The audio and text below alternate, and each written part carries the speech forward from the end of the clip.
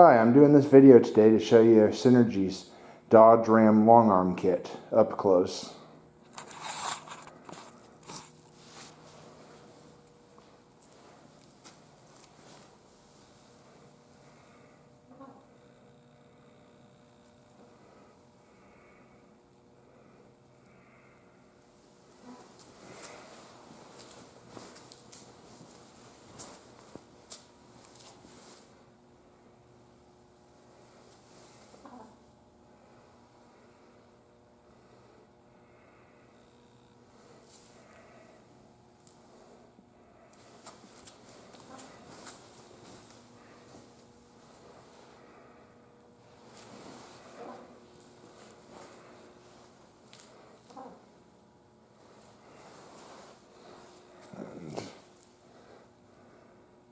Some of the welds they do, it looks really good.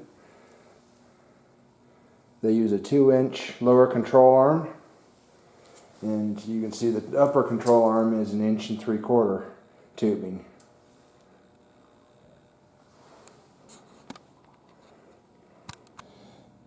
I'm going to show you some of the steps taken to install Synergy's long arm kit on my 2010 Dodge.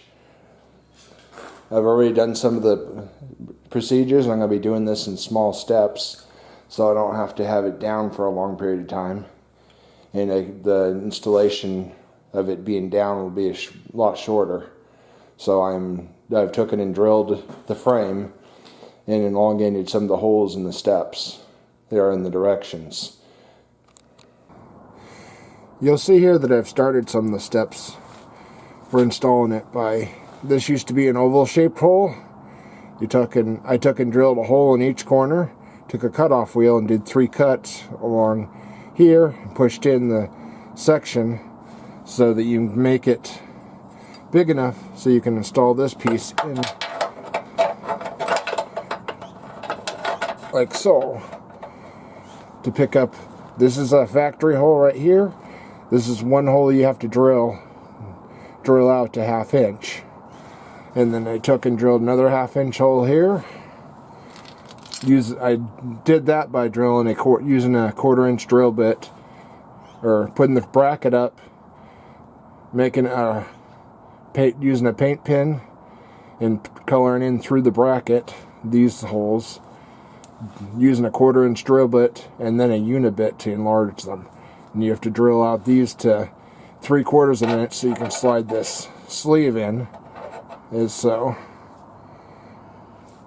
And there's one on the bottom, that's a factory one, and then 3 on the outside, and then 1 on the inside to pick up on this hole.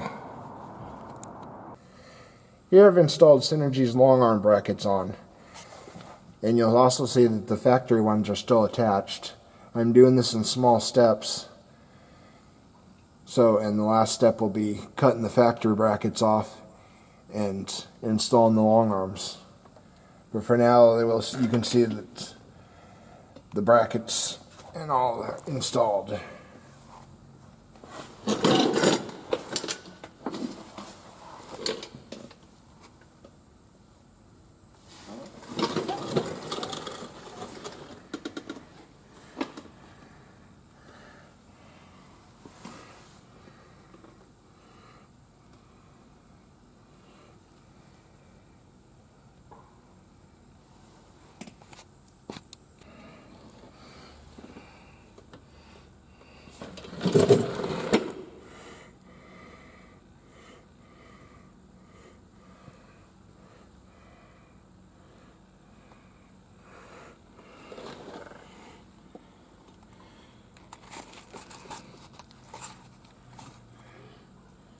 And you can see the other side, I've taken and drilled the holes. I've not installed the brackets yet, and you can see a fresh paint there.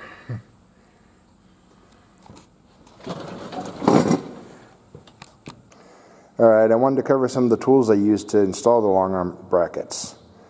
I used a centering punch to center it, although that didn't work as good as I thought it would.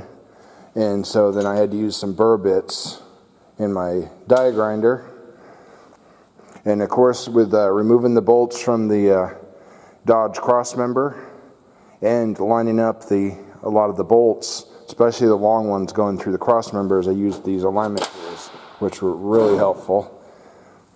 And for the driver's side, since I didn't center it so well with the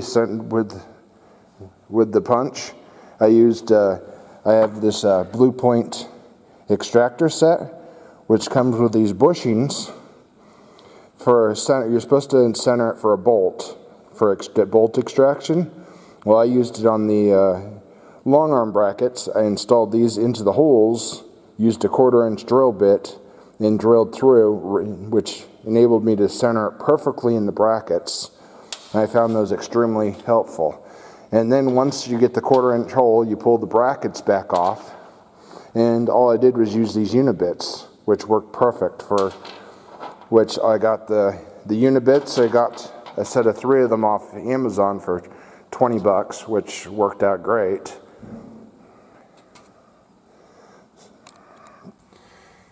Alright, here you can see I installed the long arm brackets on the driver's side. Everything went a lot smoother when I used the bushings to help center the drill bit. The only thing that was not mentioned in the Synergy, the directions, was if you have a skid plate, the skid plate will get in the way. You'll have to remove it, and as I did, you'll see I just took and trimmed it up. You won't be able to put 1 bolt back in of the 4. Later on, I'll probably take and reinforce it and make some changes to it. But as you can see, you just cut out a couple inches on it, and then cut it all the way down so it'll fit with the bracket if you want to retain the skid plate. That's the only thing that was not mentioned in the Synergy directions. But as you can see, the brackets are all installed, ready to have the factory ones cut off. Now, that'll be the last step I do. Alright, here you can see that I've installed the long arms on the passenger side.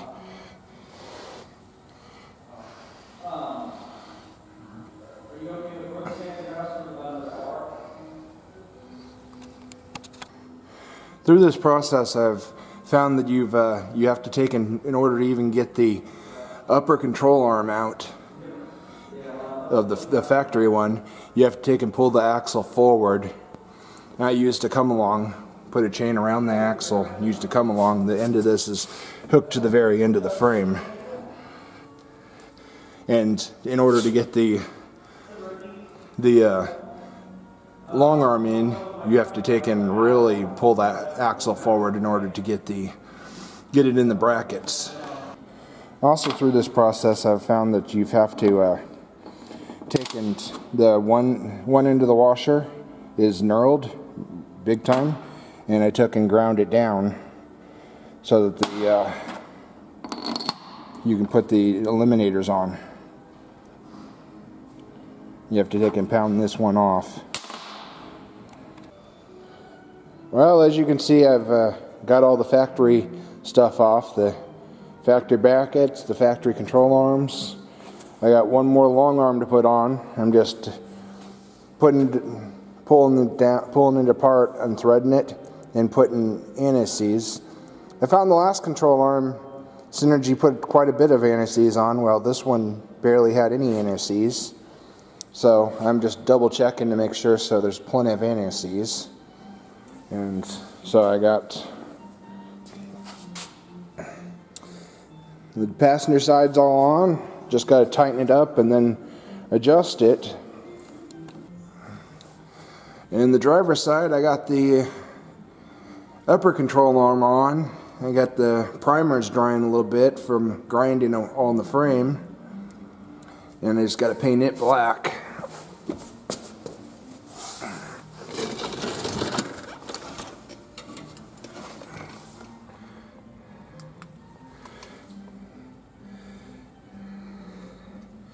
Got all this section, got this, the body mounts cut out, and just have to tighten everything up and then do adjustments and make sure I get the pinion angle right.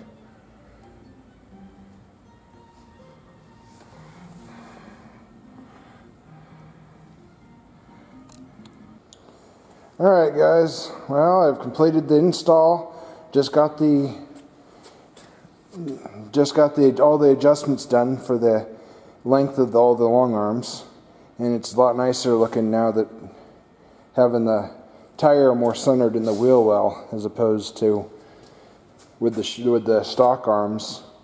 Even though this only has a 2-inch leveling kit right now, I'll be moving up to I got 4-inch coil springs coming for the rest of the lift, but the tire was really close to the cab on this, so yeah, I didn't have my light on me, but as you can see, all the arms are all in. Just got done adjusting it, and I adjusted it for a 3-inch lift, even though I only have 2 right now. And I'm gonna go out and take it for a run around the block, see how it performs. See, make sure it drives right. And although the pinion angle on it was 2 degrees off by their measurements, but I took the measurements with the 2-inch leveling kit on it, so maybe that 2 degrees. That 2 inches threw it off by 2 degrees, and it's supposed to be. This is what it's supposed to be. So that's why I'm gonna go take it for a spin and see how. Make sure it drives right and all that. But hopefully it rides a lot better, and I'll probably be making more videos for the rest of the lift. So stay tuned. All right. Bye. Well guys, here's an update on the ride. It seemed to ride really good, maybe even a little better than it was stock. But when you turn the tires all the way to the lock, see the control arm with the rub mark? The tires are rubbing on the control arm. So, I mean, I know I have 35 12.5 18s with nothing very special for about a stock back spacing, but you shouldn't rub on the control arms. I'm going to be calling Synergy tomorrow, or on Monday, to talk to them about if there's something, maybe I put the control arms wrong. I don't see how. I don't think it's possible. But see if there's anything that can be done, or if that's just what it is. And unfortunately, when you look at their website, and if you look closely at the picture of the control arms, in the picture it looks like there's a rub mark right there. I didn't notice it before because you don't really zoom in too much, but if you look on their website, it looks like their control arms have rub marks on them. So I'm not real thrilled about my tires rubbing now when you hit complete lock. One last update. I called Synergy and talked to them. They said they'd never put 35-inch tires on a Dodge with their long arm kit. But I measured my the back spacing on my rims, and it's 5.5 inches. For 37-inch tires, they're recommending 4.5 inches of back spacing. So I guess my back spacing's too much, and I've ordered up new rims so I don't have the rubbing problem. So just something to take into consideration if you decide to do this kit, is to check your backspace and make sure it's not too much. And if you like this video, you may want to tune in for more things. I have a lot more parts I'm going to be putting on for this build. I've got some of these, some lift blocks from Top Gun Custom, some Thurin shock towers, Thurin sway bar links, extended sway bar links, Thurin extended shackle, and the Thurin remote reservoir brackets for the Fox shocks I got, I'm going to be putting ARBs in this truck, which I already have. So I'm going to be doing videos to show some of these products for my 2010 Dodge 3500. So if you're interested, tune in for more videos I'm going to be doing for some of these other products. Thanks. Bye.